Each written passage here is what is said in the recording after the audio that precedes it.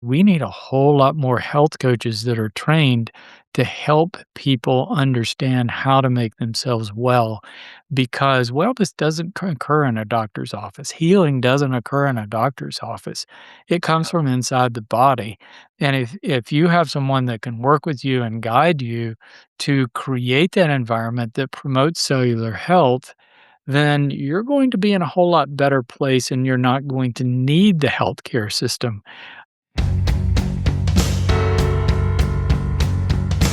Welcome to the Everyday Epigenetics Raw, Real, Relatable podcast. I'm your host, Susan Robbins, epigenetic human performance coach. This is where we discuss all things lifestyle, environment, food, exercise, work, mind, and social interaction as they pertain to epigenetic expression in a way that's relatable to everyone. So if you're ready to start viewing you as an individual, take control of your life and health, and get results, buckle up, here we go.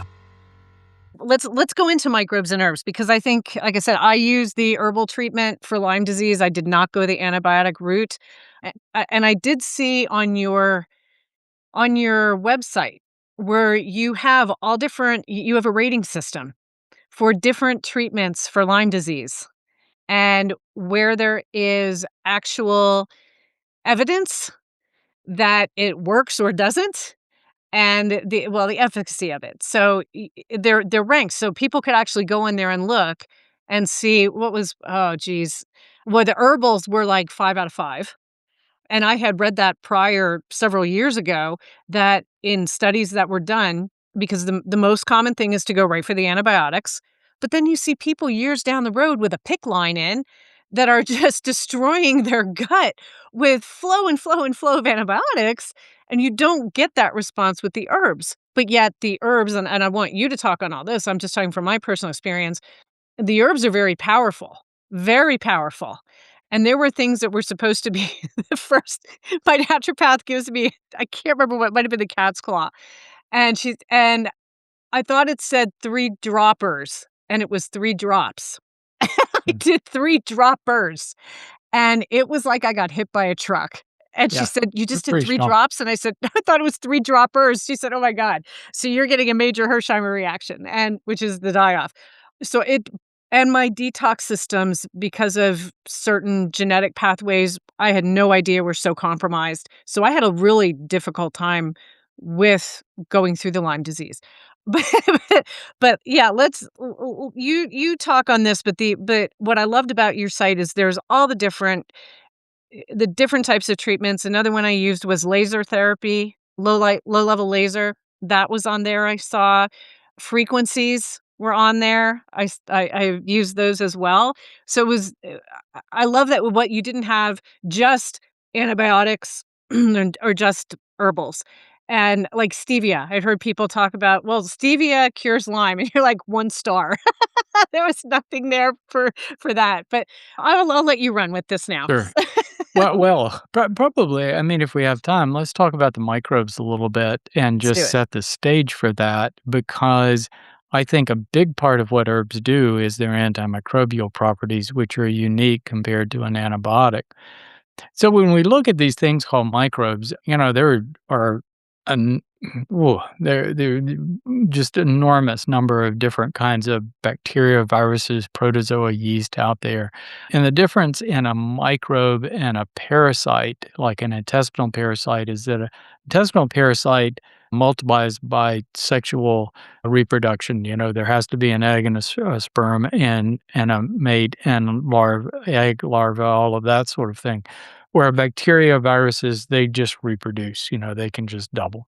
So it's a different kind of thing. So they can reproduce in our body pretty comfortably.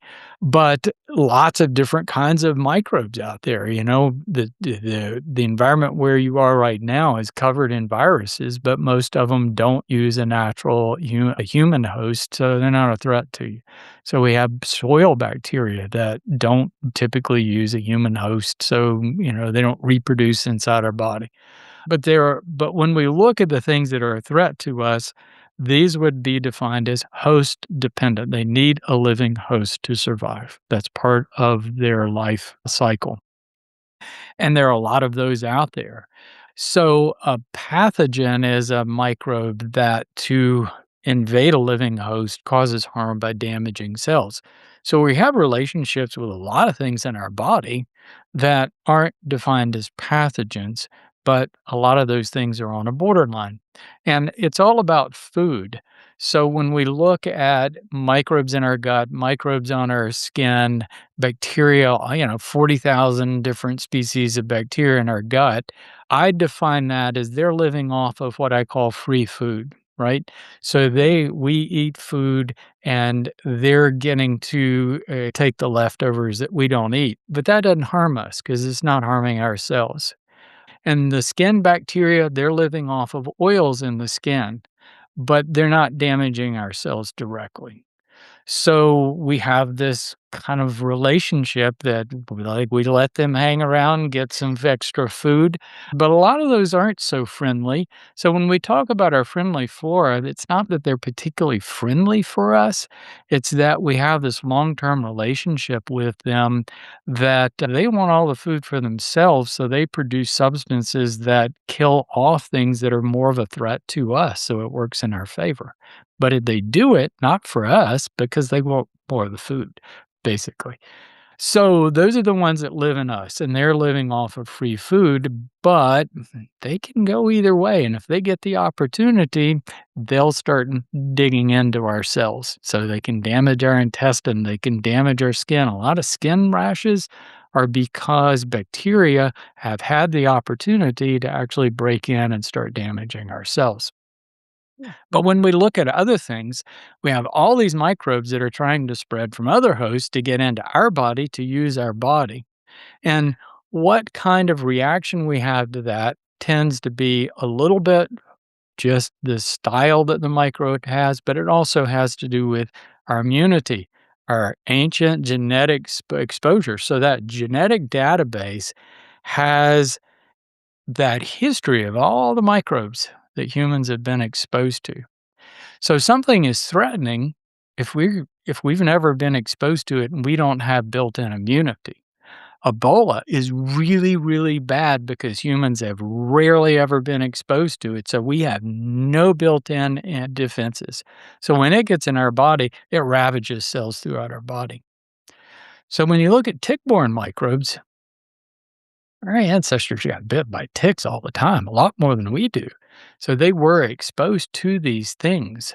So we have a lot of built-in immunity against most tick-borne pathogens. Mhm. Most people do. And that's something that you have to understand right up front.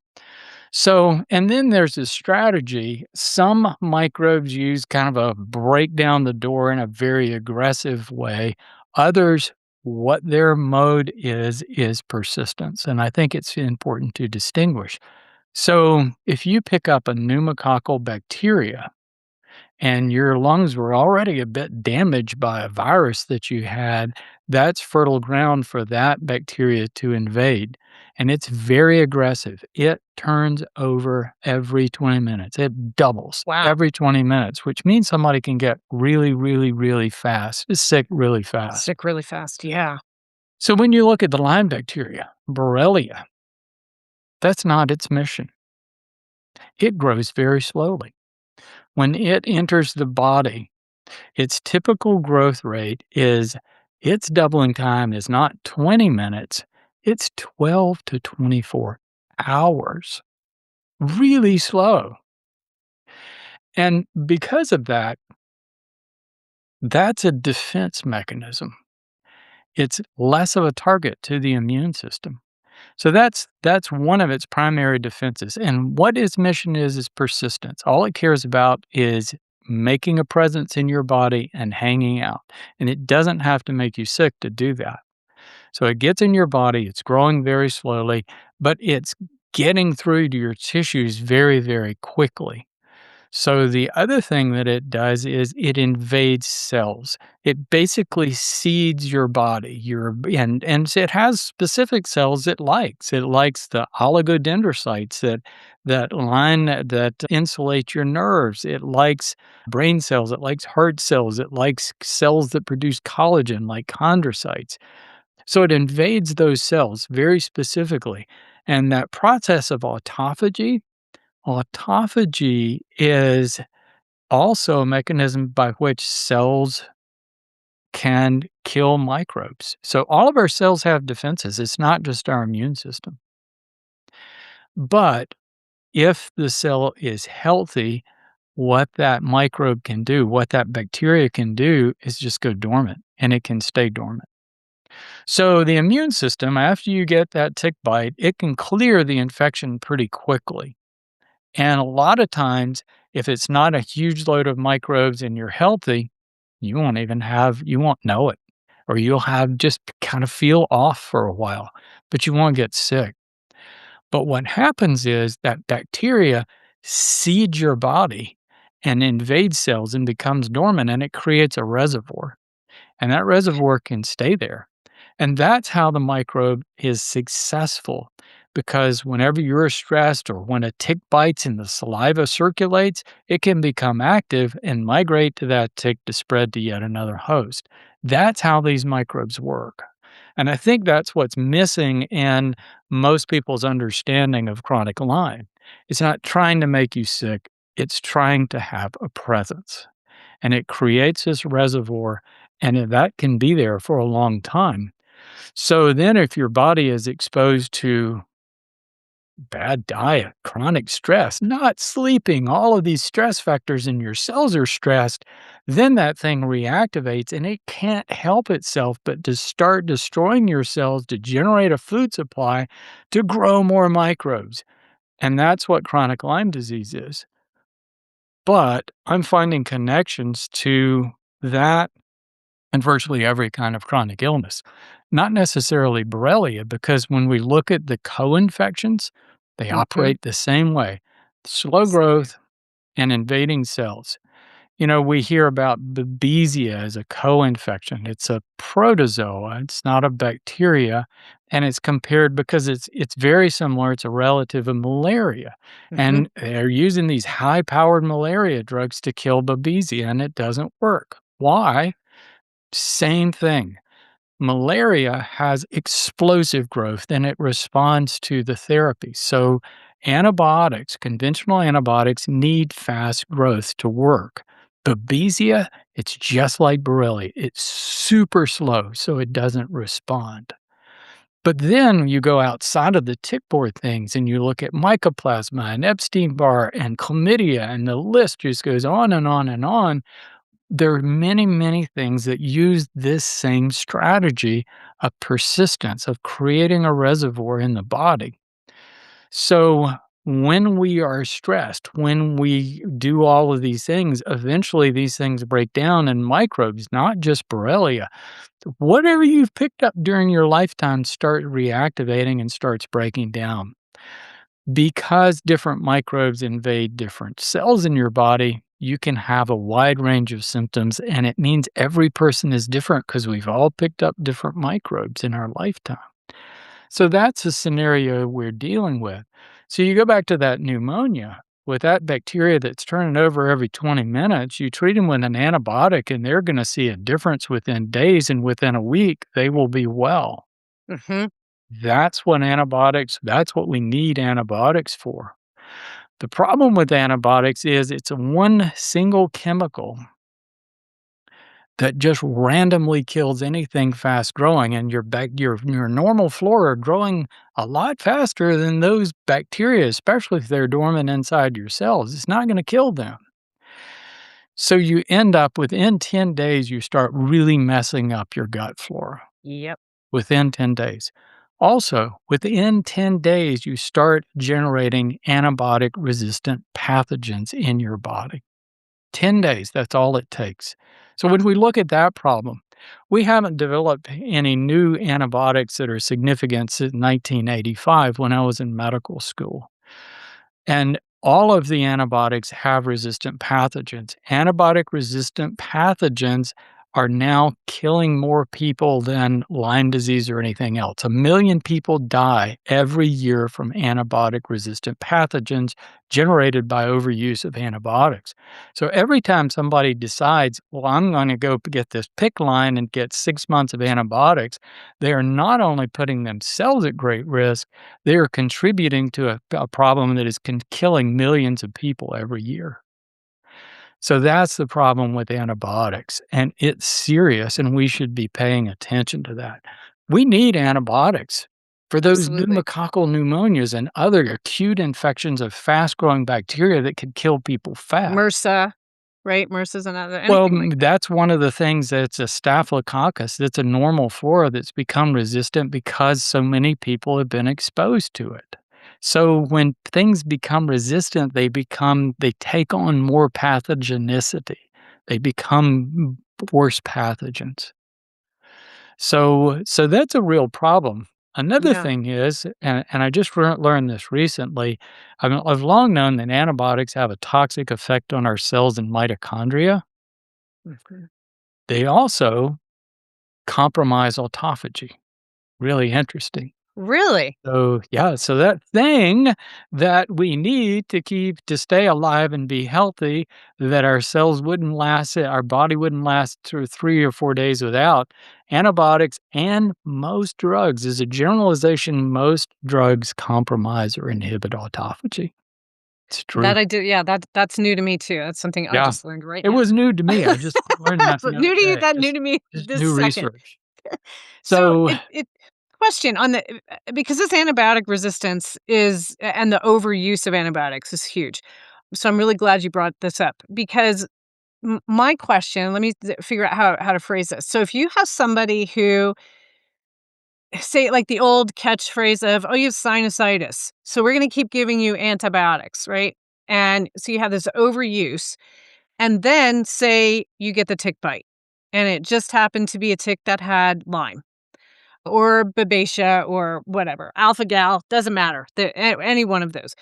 And would overuse, chronic overuse of antibiotics over the years, would that put someone at a higher risk for one of these pathogens to oh, absolutely. take hold then? Because you've destroyed Absolutely. I so much mean, of that the good gut microbiota that you're talking about, the ones that, like, we're just gonna keep growing here and get rid of the things that aren't that good for you.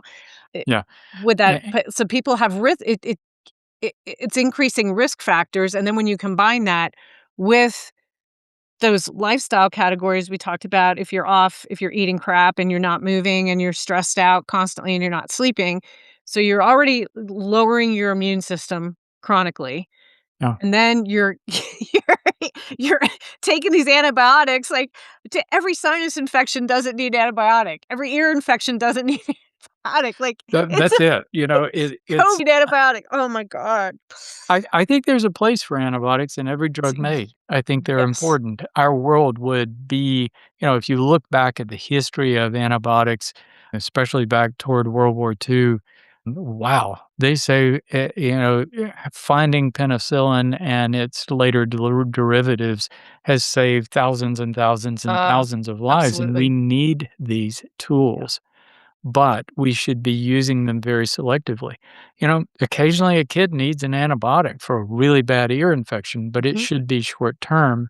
And but we should not be there are ways to treat virtually all chronic infections because anytime you say the word chronic, I don't even like to use the word chronic infection anymore because when you say that word chronic, what you mean is that pathogen has become an ill-fitting host in the person's body and their body is not controlling it anymore. So if you're just trying to kill the pathogen, but you're not restoring the terrain to the point that the person can survive without that, then you haven't done them a service. So I think those kinds of things are really important to recognize, and that's where the herbs offer. When we look at this enormous problem of antibiotic resistance, herbal therapy may be our best hope. And when you Mhm. look at any kind of chronic situation, herbs can do some remarkable things. And I 100% agree with you. And I years ago, I was getting a dental implant, and they said, "Well, now here's your antibiotic. We need to put you on." I said, "Nope." And they Yeah, said, "Well, but you have to. We're putting an implant in. You're risking infection." I said, "No, I have my oregano." yeah, I, I I said, "I have my herbal ones." I think, and I had 0 issues, 0. Again, now it could have been part of my lifestyle at the time too, I don't know.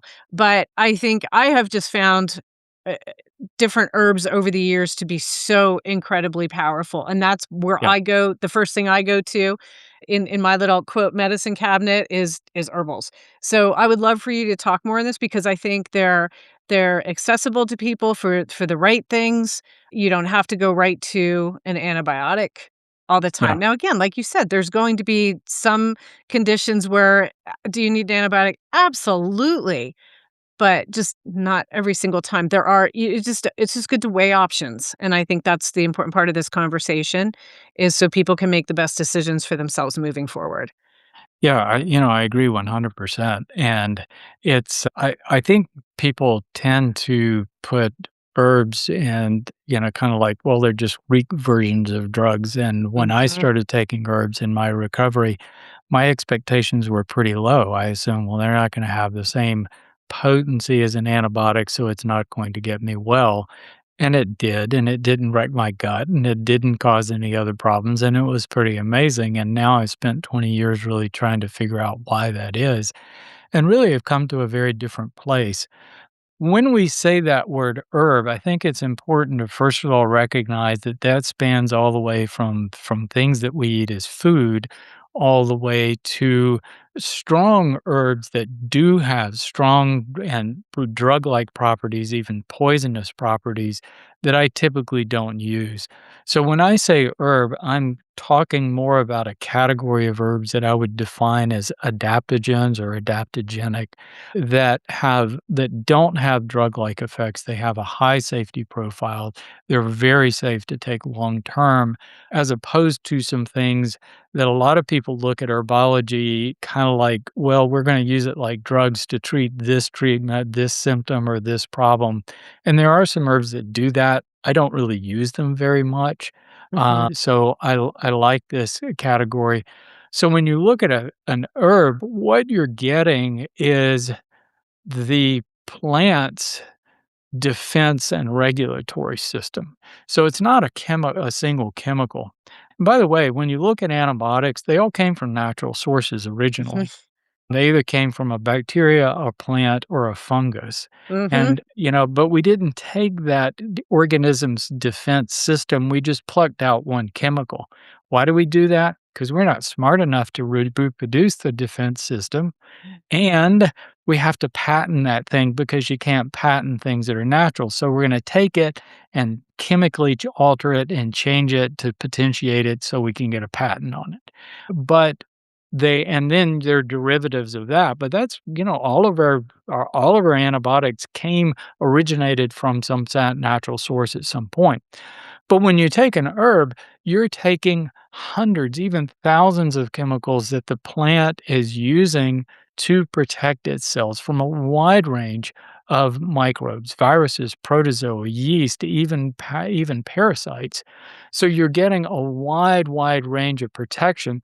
But not only that, you're getting a cell protection system with antioxidants and substances that neutralize toxic substances. And, so you're getting all of these things. Plus, you're getting some of the regulatory chemicals and, signaling agents and hormones that when we take them from certain plants, they calm our stress hormones. They have this mhm. balancing effect. So that's, an adaptogen helps us adapt to stress. But the antimicrobial properties are always what I've been interested in. And if you look at any herbal preparation, they all have antimicrobial properties, some more than others. So it kind of depends on, well, what are the stress factors in the plant's environment? If there's a lot of microbe stress, then they might be very good antimicrobials, but also things that mesh well with our biochemistry, It's poison ivy is a great antimicrobial, but, it's got some toxic substances, we're not gonna use that. So, So some of our really good antimicrobials like Japanese knotweed and Chinese skullcap and cat's claw and andrographis have adaptogenic properties too. It's like Japanese knotweed is a great source of resveratrol, which is what you get in wine, but you get Yep. higher quantities in Japanese knotweed, and it protects our mitochondria from oxidative stress. So, it's helping our cells live and last longer. So not only are you getting this broad spectrum coverage, there's an intelligence about it. It's a system. So this is fascinating. I actually found a study that documented this. When I started taking herbs, I thought, well, if it's really killing this bacteria that's making me sick, it's going to wreck my gut. It didn't. Mm. It my gut kept getting better and better. And you think about it, that plant is trying to protect its normal flora, but not kill, but just selectively kill off pathogens. So I actually found a study that documented that when you're using herbal therapies, it is suppressing pathogens in your body, but it's not affecting your normal flora and allowing your normal flora to thrive. So automatically, we don't get that effect that you get with an antibiotic. Because it's a broad spectrum of chemicals that hit a lot of microbes in a lot of different ways, you don't see that resistance phenomenon occurring with Mhm. herbs. So that means you can take these things for a long time. And herbs, this is another one I found, herbs protect cells and mitochondria. So they promote both autophagy and mitophagy. So it's exactly what we want. We're suppressing the pathogens, we're not wrecking our gut, we're protecting our cells and actually improving our cellular functions. So that means you can take them a long time. And I took herbs continually for 5 years to get completely well. I mean, I was a wreck when I started. I had a lot of neurological symptoms and cardiac symptoms. It took a long time. Healing takes time. It took time to Yeah. get well. But then, even when I went off of them, I wasn't experiencing the health that I wanted to. So I ended up taking a low level of herbs and just said, they're not hurting me. I'm just going to keep going with this. 20 years. That's how long I've been taking herbs. And I've experienced some of the best health in my entire life over the past decade. Do you have ones that you find to be the most beneficial or ones that you'd have people look into that might be good for them? I Experiencing have a different things. lot of herbs What that are I some of your love, favorites? right? So I've tried a lot of different things over time because I found, unlike a drug that you would learn about the drug by taking the drug because most drugs are toxic substances. You can experience an herb just by taking it and using it, especially these adaptogenic herbs that have low potential for drug-like effects. So I've taken a lot of herbs. There are herbs that we tend to use in chronic Lyme disease, not because they are the absolute best or only herbs that you use, but because we have the most evidence about them. They've been used the longest. A guy named Stephen Booner kind of introduced the first herbal protocol for Lyme, and people have built on that over the years. And then a couple of years ago, 2020, Johns Hopkins started looking at some of these herbs and found that they were as effective as antibiotics in killing Borrelia, but also they looked at Babesia and Bartonella, and they found these same herbs covered that too, along with COVID and SARS virus, and Epstein-Barr. So the range of the herbs is remarkably better. Now, they don't quite have the extreme potency that an IV antibiotic Sure. would. And that's why we still need antibiotics. There's certain things that I would treat with an antibiotic, like that pneumococcal pneumonia. I wouldn't use herbs. I might use herbs along with an antibiotic, but I would definitely use an antibiotic. But the herbs are especially good for suppressing these stealthy things that hide in our body and when we're stressed can reactivate. It can keep a lid on that.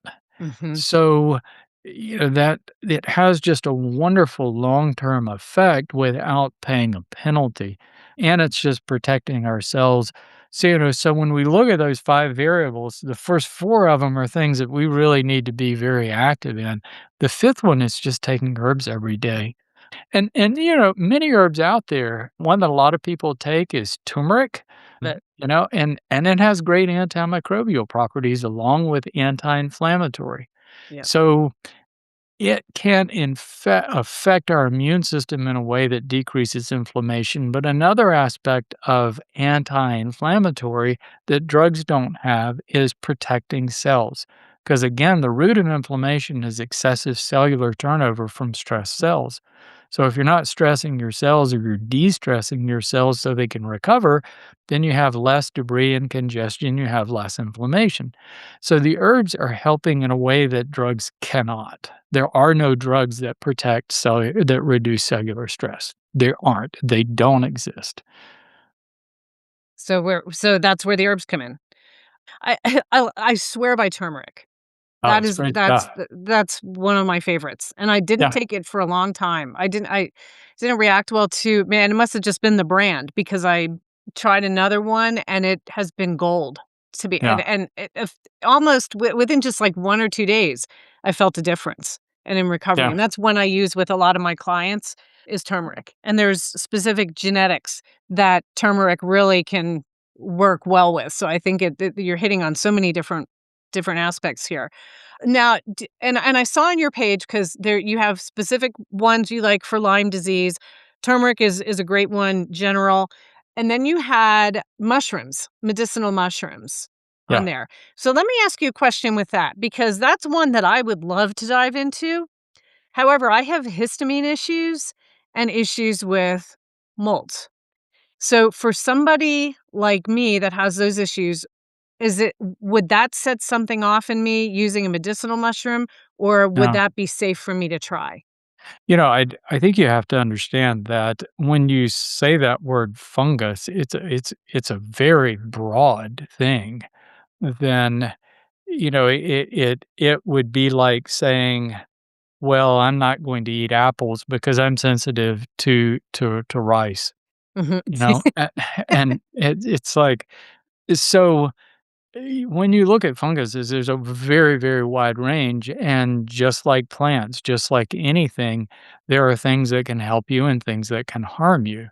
And so when you look at mold sensitivities, you're talking about sensitivities to specific mold spores of molds that are operating in our environment, but also the mycotoxins produced by those molds. When you're looking at a reishi mushroom reishi mushrooms are everywhere. That it's if you go walking through the woods and you see what looks like a fan on the side of a Mhm. tree and it has kind of a rainbow rust color. That's a reishi, and they're all medicinal, but the ones that have been studied are the Asian variety. So a lot of our herbs do come from Asia, from China, Sure. Japan, and other places because that's where they're the most studied. That's where they look at that particular species. What I found though is there are common species of virtually everything everywhere. So you see a lot of common plants all over the world, and you find things circulating and growing in a lot of different places. Rhodiola was one of the original adaptogens. It grows in Siberia. They've actually found it growing in the Appalachian Mountains of North America. Oh, wow. Um, Gotu kola, one of my Mhm. favorite herbs from India.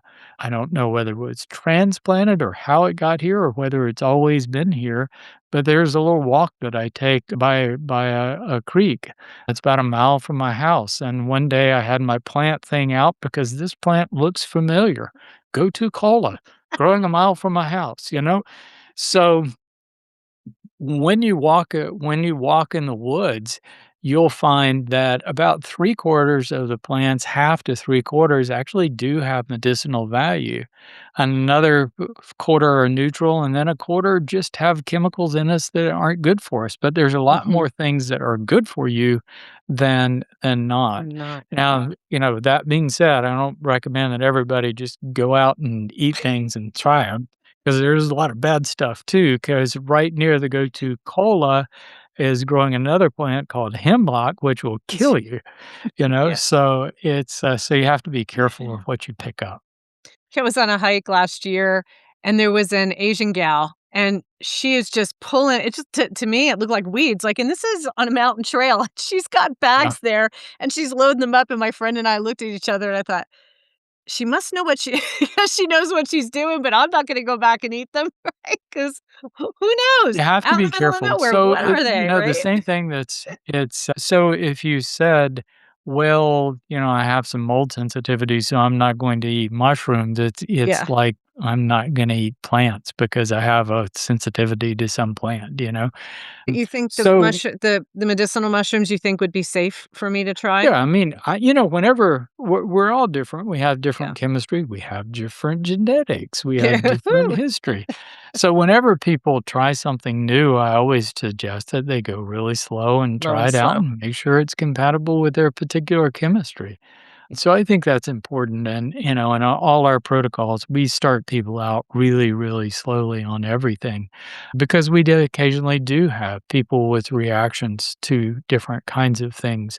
But the medicinal mushrooms, the main ones we use are reishi and cordyceps, but lion's mane, that's a great one. It's known to increase choline in the brain, which helps us think. Ooh. And Oh, turkey tail, I mean, chaga, I put that in coffee or drinks all the time. I mean, there's just a lot of great, great things out there that you can use very comfortably. That being said, I think there's a difference between just getting a mushroom powder and putting it in your coffee and getting a high quality, high grade extract, which is going to be about 10 times more potent. So if you're looking at using herbs therapeutically, using high grade extracts that are concentrated is really, really important. And I think that's where most people fall short if they're looking at really trying to solve a problem like, helping out with overcoming a health adversity. mhm. They're just not getting enough of dosed because all the marketing hype out there, about half the companies producing herbs are using really low grade stuff and promoting it as something spectacular. And they make their money by just turning over a lot of people. So high grade getting, if you want good results, you really have to use high grade extracts. And that's something that we're really super particular about. The extracts we use are tested at multiple levels for purity and potency, and they're typically at least 10 times more concentrated than what most people are getting. It's like the difference of buying your supplement, buying something the cheapest thing you can find on Amazon versus a quality that Yeah. people don't get.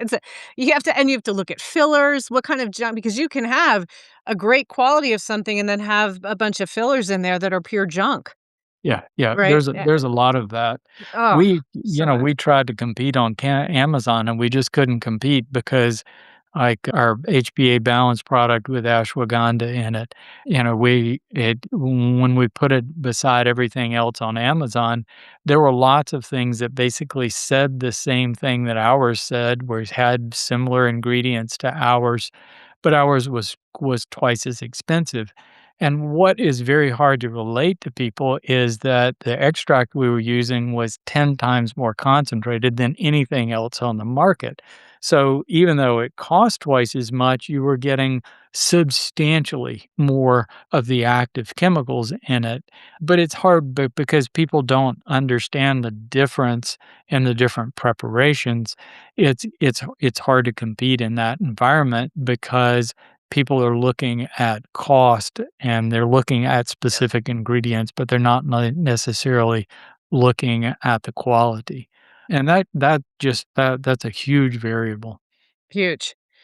And do you have a preference or do you see a tincture, a liquid tincture being optimal over a capsule, or is it different when you look at Yeah. the different types of herbs?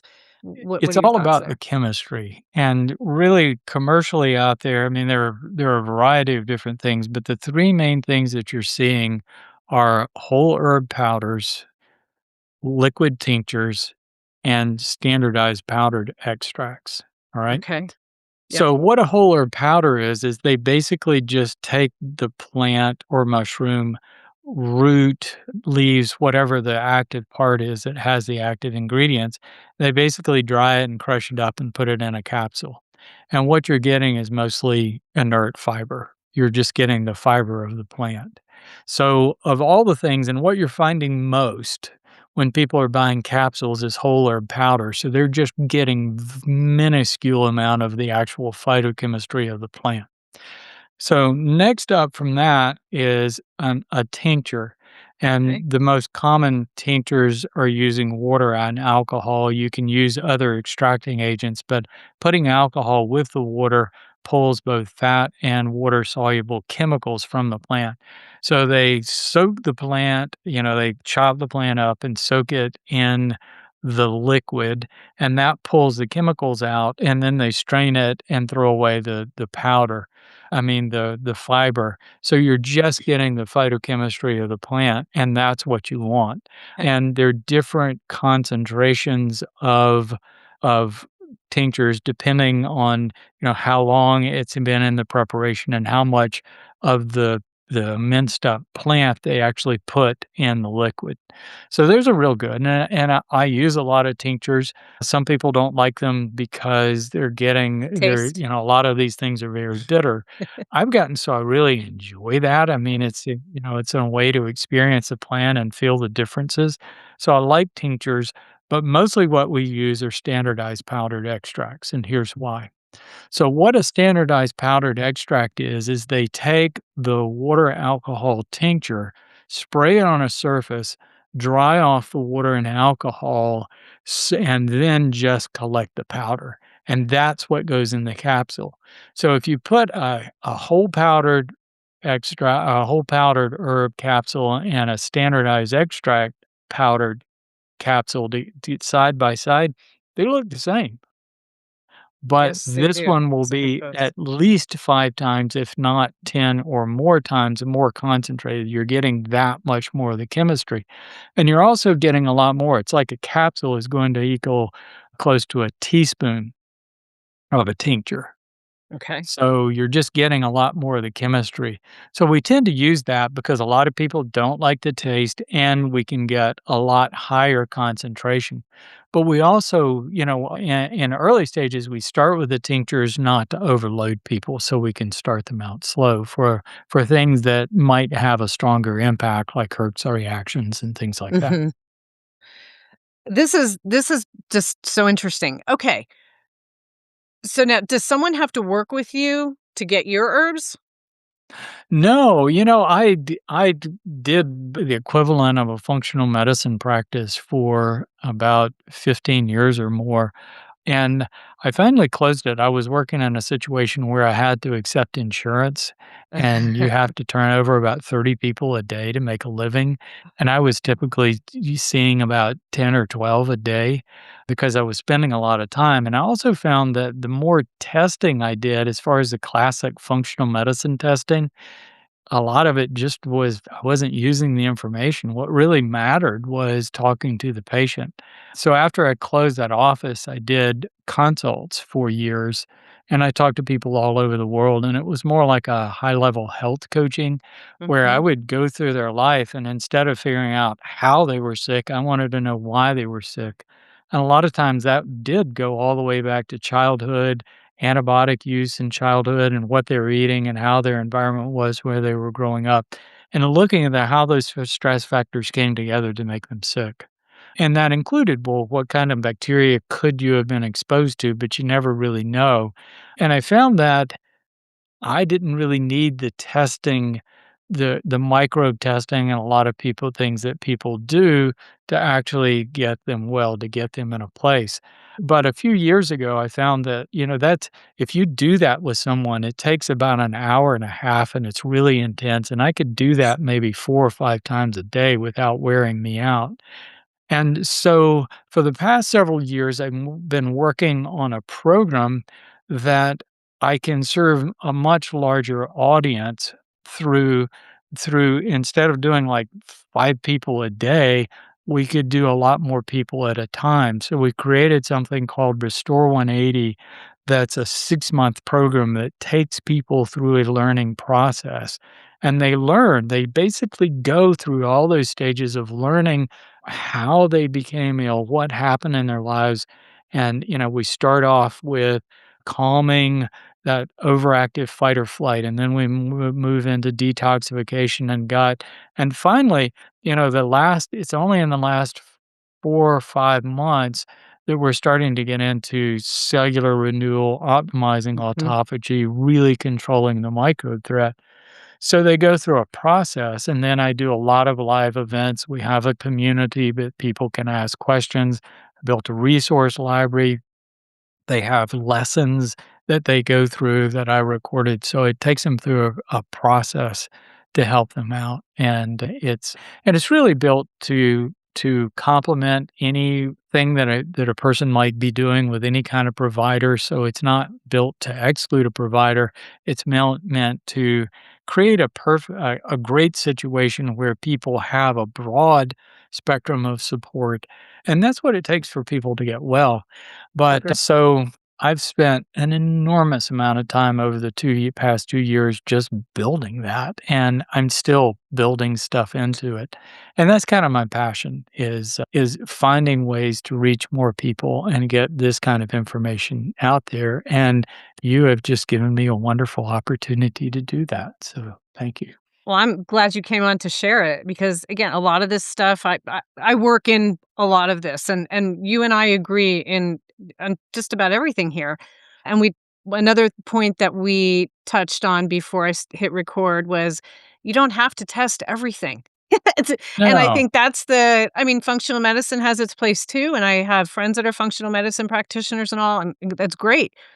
But you walk in and they want hair tissue mineral HTMA test, and I mean, thousands of dollars of testing a lot of the time No. before you even start working. I'm going, "We don't need this. Let's look at the" I love what you said, "Let" and why are all doctors not doing this? Why are we not requiring this? Sit down and talk to the person.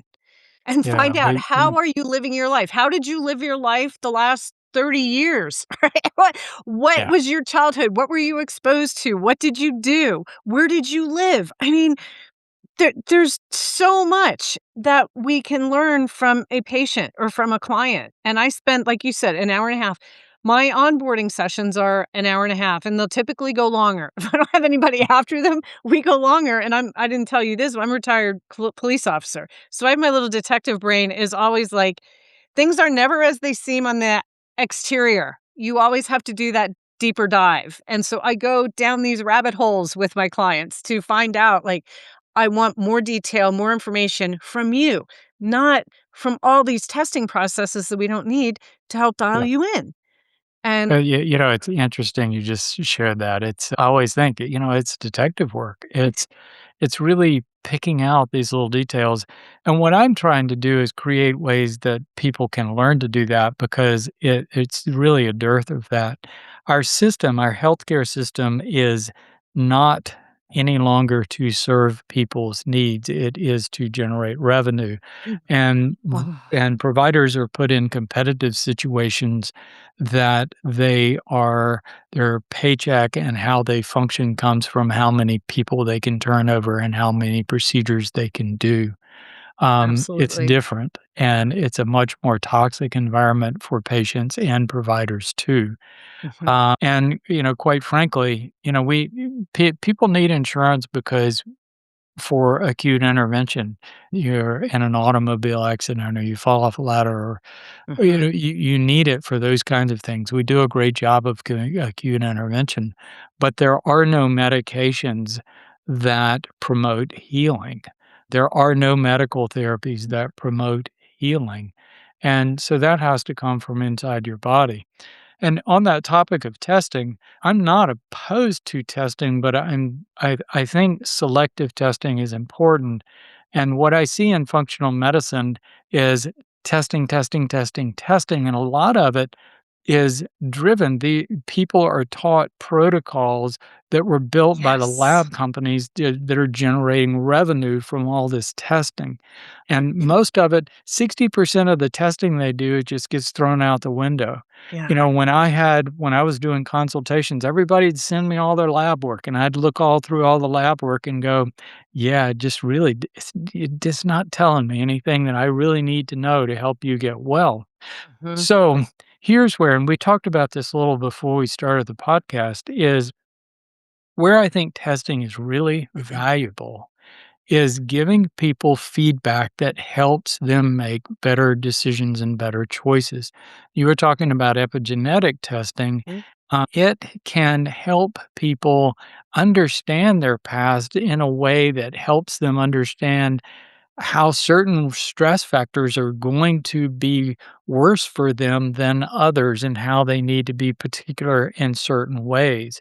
And I shared that my wife and I, one test we do every 6 months is a hemoglobin Mhm. A1C, which looks at how much you're damaging your cells with carbohydrates. Mhm. So that, it just keeps you honest, Sure. it's you wanna Sure. keep it level, so you've always got, "Well, I have to do that test. I know my wife's gonna go get it. We're gonna have to do it. I better not eat that other thing that I really know I shouldn't eat." So, because I think we all would deal with that, and that's where I think testing is at its very best with this kind of thing, is giving people feedback that helps them make better decisions about how they can do behavioral modification that Yeah. is going to put them in a healthier place and a better place in life. And I love that you said that. When I t I s when I do DNA testing on somebody, I do a 90-minute Zoom session with them to go over it, because Yeah, otherwise, what you see on a lot of these take home or, the direct to consumer kits, DNA kits, and another colleague of mine, we call it SUPs for SNPs, right? "Oh, you have this SNP, you need this supplement." And we're like, right, "It doesn't work that way. You have to right. take the Yeah, time with the person and find out, is this even expressing? Is it" So before I even go over this, I say, "All right, I have to preface this with a few things first. I'm not a practitioner. I don't diagnose, treat, or cure any illness or disease. It may happen, but I don't typically do that. But DNA is not meant to diagnose, treat, or cure any illness or disease. It is explicitly to help you make the best decisions with your lifestyle moving forward." I yeah, preface every single read before I do that. And I have clients say, well, when they come on with me, if some do DNA, some don't. I don't even have to do DNA testing to work with somebody, but it's a great sure. tool. And especially when I'm seeing things like high blood sugar, insulin resistance along with lipids, there's genes like the TCF7L2 where type 2 diabetes risk is very much increased with saturated fat.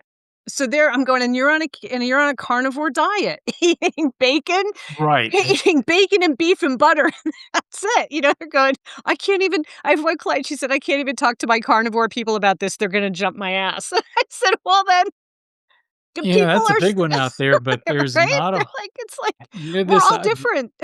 yeah, this idea that we were all lived hanging around the campfire roasting rump of mastodon, it just wasn't how it is. I mean, if you look at the human gut and our teeth, all the fossil records, virtually everything suggests that we ate about 2/3 plant matter and about 1/3 meat, and that was very lean meat. It didn't have a Yeah, lot of fat in it, and we yeah. didn't start eating dairy till until about 10,000 years ago. There weren't cows. Mhm, So, mhm. it's of course, certain places on Earth, like in the very far north, they didn't eat as much vegetable matter, but that's not where most of our ancestors came from. And Right. but what your ancestors ate do influence, what you should be eating today, and Yes. that testing can sometimes tell you that. Yeah, But again, yeah, if you just really focus on the basics, you're gonna get a lot of mileage. I mean, I always tell people, focus on the things that are matter most before you jump into these other things, yeah. and that will carry you a long way. Mhm.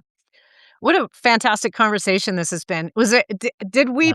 did we leave anything out? I think we covered a lot of stuff. It was good. Yeah, thank you. This has been fantastic. So, if someone wants to learn more about the Restore 180, learn more about Dr. Bill Rawls, about herbs, how can they find you? And we will have all this in the show notes as well. But for people that just want to listen, please tell where we can find you. Probably the easiest place is vitalplan.com, which is the company name, but I always also have a website called rawlsnd.com. We are redoing that website right now, so do rawlsnd.com/resources, and that will give more current information. But those are the 2 best places. I, like you, were out there on social media. I've started doing a lot of writing on Medium because I really, really enjoy writing. So, if you're looking for some different kind of content like we've been talking about, and look for me on Medium. I'm trying to write some interesting things. And is it under your name there, or do you have a handle? Rawls Social MD. It's Rawls MD, Yeah. and is that where Uh-huh. you would be on social media as well? Yes. Yep. Awesome. Yeah. And we'll make sure that we have all of that again for the show notes so people can find you. And the Restore 180 program, is that under your website as well, under That's both of that's those? that's within Vital Plan. Yeah. So, Fantastic. we have other products too, but that's the main thing that I've been focusing on because, I mean, I just don't think there's anything quite like it out there, and again, it's What I've meant heard. to complement anything, any relationship a person might have with a provider of any kind, Mhm. but it just gives them a lot of information at their fingertips and a place that's a positive, comfortable, safe place to be.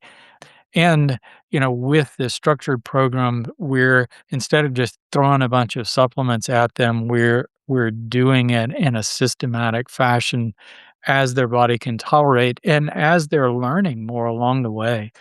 So it's a different kind of thing, and it's been in existence about a year now, and we've had great responses. About 70% of people stay on for the full 6 months, which is pretty Mhm. unheard of for Yeah, no anything like kidding. that. Yeah, that's retention. And I just keep building it. That's my passion, is building Yeah. that program and making it better. I love it. And I think, again, working together, I mean, this is what I tell people. I'm not a practitioner. I don't want to be a practitioner. You're a practitioner. I'm a coach. I'm all lifestyle. That's my wheelhouse. That's my lane, right?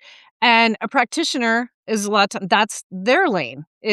Their lane is their lane. But when you merge those lanes together, whether it's practitioner, coach, or whoever you're using, your educational things, that's where you're gonna see the gold, is that collaboration, because we Yep. all have our own expertise, and most of the practitioners that I work with, they don't know the depth of genetics like I do and how that plays in, and I just had this with 2 new clients, and I have a friend that's a functional nurse practitioner, and I'll send her information on genetics. She's like, "You're speaking Chinese to me," right? So I put it all in terms she can understand, but it's okay. Well, here's what I'm seeing with this person, and so let's talk about this herbal supplement, or because I'm big on those. So let's look at this, and she looks at this, and I think it's just such to the benefit of the patient to have these multiple eyes with multiple expertise looking at them, Yeah. and that's where you really see change, as opposed to the same set with the same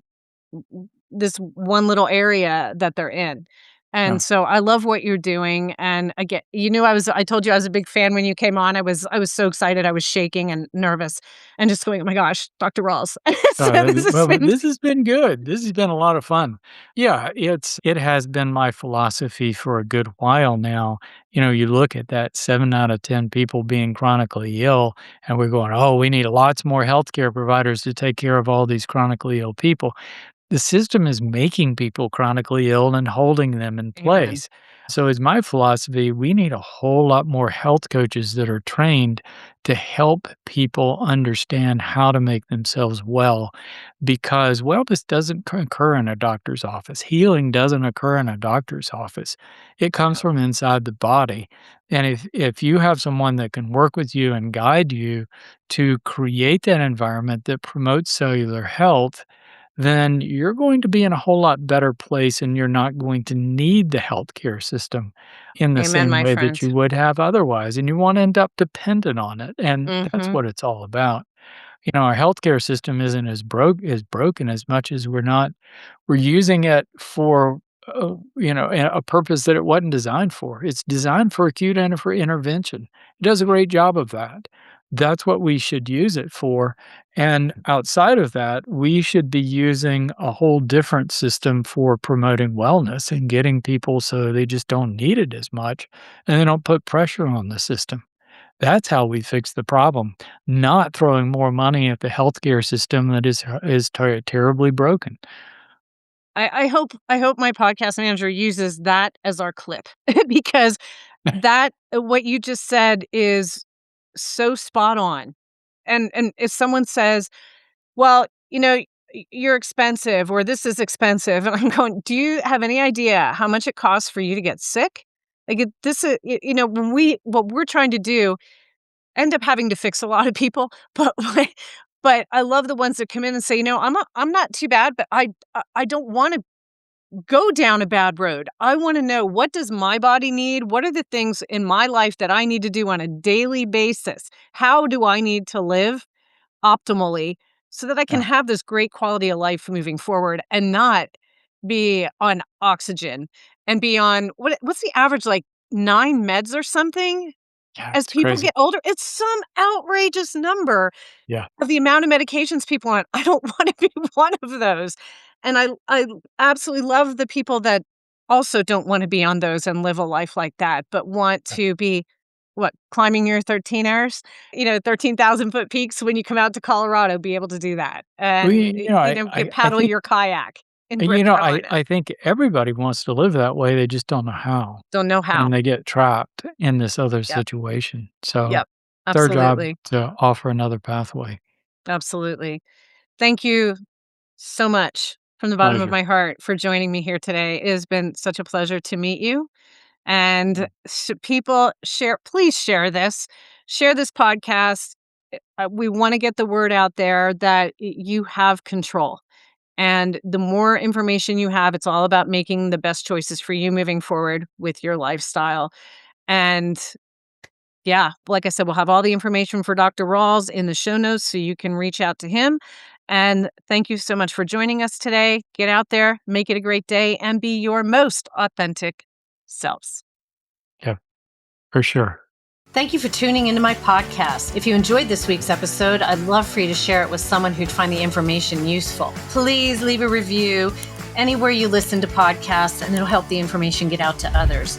If you're interested in seeing if we're a great fit to work together, the link is in the show notes below where you can sign up for a free consultation with me. So go make it a great day and let your authentic self shine.